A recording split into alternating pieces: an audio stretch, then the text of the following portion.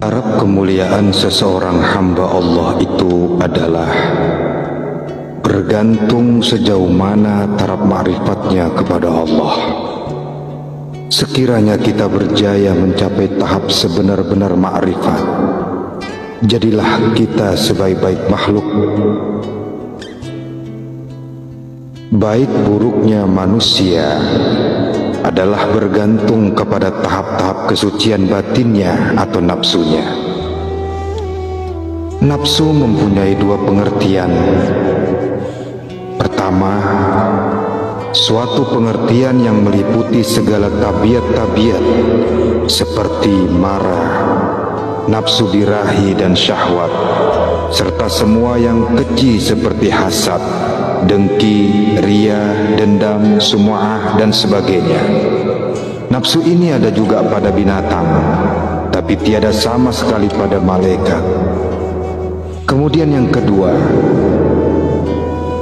makna yang kedua adalah berkaitan kejadian latifah rabbaniyah, yaitu sesuatu yang batin yang tidak dapat dilihat dengan mata kasar. Sebaliknya, ia adalah melibatkan soal-soal kerohanian. Apa saja jenis-jenis nafsu yang makna kedua atau tentang latifah rabbaniyah itu? Pertama adalah nafsu amarah. Amarah adalah martabat nafsu yang paling rendah dan kotor di sisi Allah. Segala yang lahir darinya adalah tindakan kejahatan yang penuh dengan perlakuan mazmumah atau kejahatan atau keburukan. Pada tahap ini, hati nurani tidak akan mampu untuk memancarkan sinarnya karena hijab-hijab dosa yang melekat tebal. Lapisan lampu ma'rifat benar-benar terkunci dan tidak ada usaha untuk mencari jalan menyucikannya. Karena itulah hatinya terus kotor dan diseliputi oleh berbagai penyakit. Dalam kehidupan seharian, segala hukum, hakam, halal, haram, perintah dan larangan tidak pernah diambil peduli. Malah buat kejahatan itu sudah biasa, tidak ada penyesalan, malah kadang-kadang bangga berbuat jahat.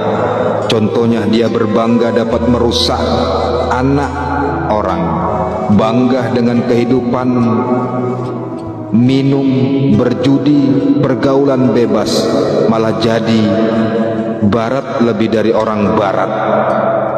Bagi mereka, pada peringkat nafsu ini, konsep hidupnya adalah sekali. Jadi masa mudalah untuk seronok sepuas-puasnya tanpa mengenal batas-batas. Baik jahat adalah sama saja di sisinya tanpa ada perasaan untuk menyesal. Malah terkadang, kapan boleh buat jahat, seakan-akan terdapat perasaan lega atau puas. Itulah sebabnya kadang-kadang ada yang dapat mengawalnya dari melakukan sesuatu yang jahat dan jadi hobinya malah. Hatinya telah dikunci oleh Allah sebagaimana firman-Nya, tidaklah engkau perhatikan orang-orang yang mengambil hawa nafsunya atau amarah menjadi Tuhan dan dia disesatkan oleh Allah, karena Allah mengetahui kejahatan hatinya, lalu Allah mengunci mati pendengarnya, telinga batin, dan hatinya, dan penglihatannya atau mata hatinya ditutup. Manusia pada peringkat nafsu amarah ini bergembira bila menerima nikmat, tetapi berduka cita dan mengeluh bila tertimpa kesusahan. Jelasnya, pada peringkat ini segala tindak tanduknya adalah menuju dan mengikut apa kehendak setan yang mana telah dikuasai sepenuhnya olehnya. Rupa saja manusia, tapi hati dikuasai setan. Pada peringkat ini, manusia itu tak makan nasihat, tak peduli dengan nasihat.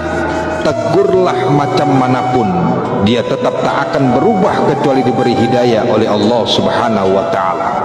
Mereka tidak pernah takut pada Allah dan hari pembalasan, malah kadang meremehkan, mengejek dan mencemooh. Mereka tidak pernah peduli dengan ancaman Allah Subhanahu wa ta'ala. Mereka suka mencela orang lain, memperbodohkan kelemahan orang lain dan melihat dirinya sendiri serba sempurna. Mereka tidak pernah menyandarkan hasil usahanya kepada Allah. Mereka pikir apa saja kejayaan mereka adalah hasil titik kesusahan mereka sendiri. Jiwa mereka pada tahap ini adalah kosong, dan hubungannya dirinya dengan Allah boleh dikatakan tidak wujud. Dalam konteks penerimaan ilmu, orang yang bernafsu amarah hanya berupaya menerima ilmu di peringkat ilmu kalam, terutamanya yang mementingkan soal-soal lahiriah dunia saja. Tak ada minat kepada pelajaran agama dan hari akhirat. Pada peringkat tidak ada peluang sama sekali untuk menerima gaib dan ilmu syahadah selagi hatinya kotor dan tidak disucikan dengan pembersihan zikirullah yang mempunyai wasilah bai'ah dengan Rasulullah SAW untuk membebaskan diri dari cengkaman nafsu ini. Hendaklah menemukan jalan wasilah ilmu Rasulullah SAW dengan menerima tunjuk ajar dari ahli zikir, yaitu guru mursyid yang dapat memberikan petua-petua penyucian diri dan penyucian jiwa yang mempunyai mata rantai dengan Rasulullah SAW. Pada tahap ini, kalau berzikir pun hanya di bibir saja, tanpa meresap ke dalam jiwanya. Amarah tidak mengenal sesiapa, malah ahli kitab sekalipun, walaupun ada kelulusan Azhar, Kairo, walaupun bersorban dan berjubah, amarah tidak pernah takut dengan itu semua, malah lagi senang ia menyerang. Yang ia takut hanyalah zikirullah. Wallahu a'lam bishawab.